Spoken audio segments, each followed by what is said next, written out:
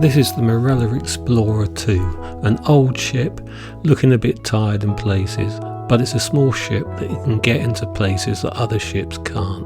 It's operated by TUI, and that means that flights and crews can be linked together really well.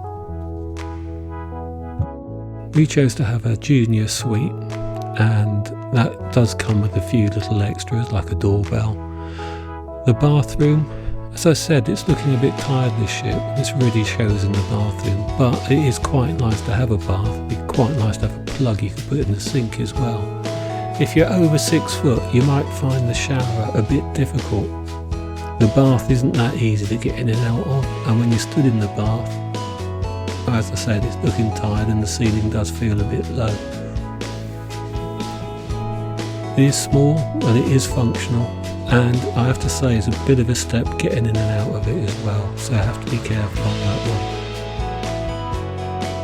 one. Outside you've got mirrored wardrobes, a bit of storage, and you've got your safe. Not too big of a safe. And then coming round, we've got tea and coffee making facilities, and you do with the junior suite get a bottle of water today, you get a kettle, you've got a mini fridge which is empty, and you also have a coffee machine. This is the second one we had, the first one didn't work. Television, very useful because you get a lot of your ship's information from that. And the bedside tables comes with lights that have USB charging points in them, which is a very useful little addition. The balcony, be a bit careful on the balcony because it is slightly split level with the drainage going down the middle of it. It's quite a nice balcony other than that.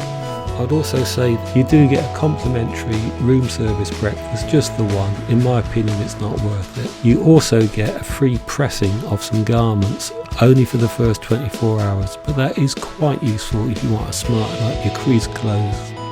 There's no shortage of spaces to get food on the ship, or if you want to have a seat near the window, most of the time that's been possible for us as well.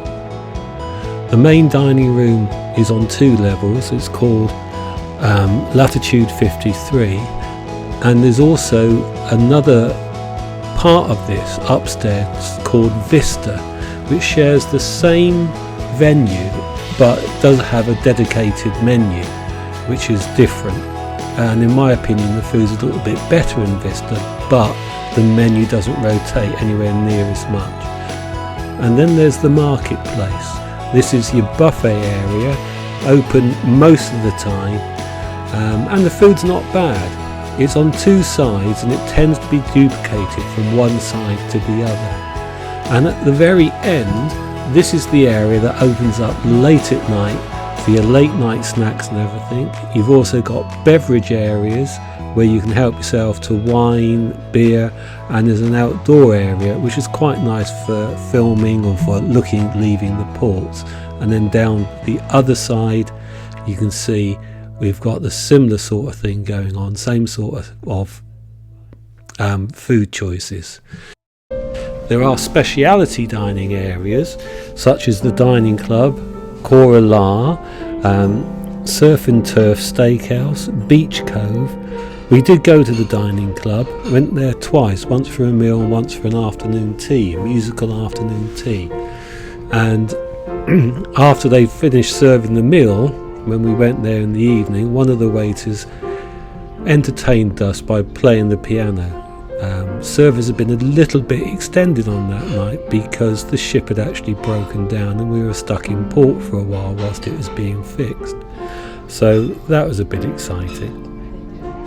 The other place where you can get food is Nonna's, which is hidden away on one of the pool decks, and there you can get pasta and pizza and a few pieces like that.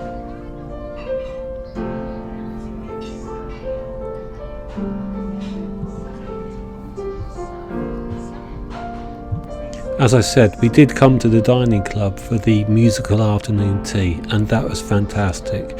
I did film it, but I lost the filming. I accidentally deleted it, but here's an idea of what the menu looks like.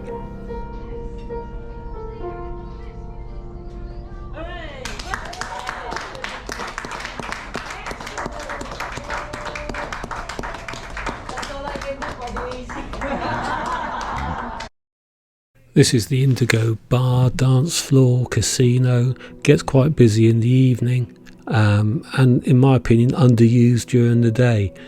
It's quite a nice little area to look out of the windows and get away from the sun for a bit, but the bar in there isn't open during the day. There's never a shortage of places to get something to drink. Lots of bars are available most of the time, but not many quiet bars, which I felt was a bit of a shame. Perhaps the best one for things like that is Flute, but that's more of a walk-through area. But there you go.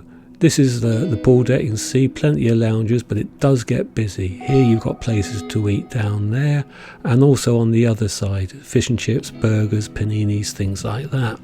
You've got a bar up the top, the Shack, and there's another bar right down diagonally on the other side, always a queue. And on the other side to that one is Nonna's, the Italian pizza pasta place, and up above is a place for playing golf. This is the Squid and Anchor.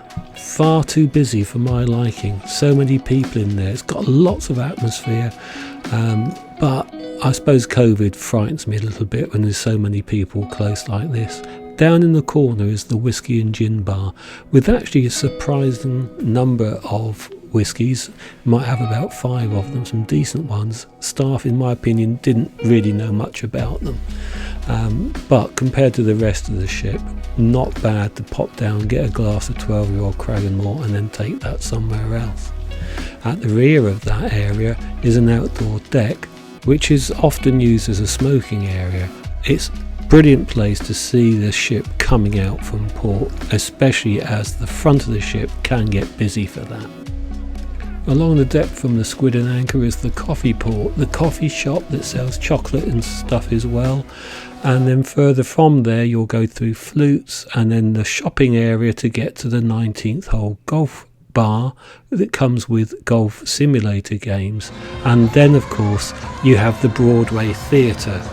Now I will say the quality of the entertainment on this ship is very good, mainly done by the ship's cast as opposed to speciality performers coming in, but it's a lovely little theatre with good performances going on.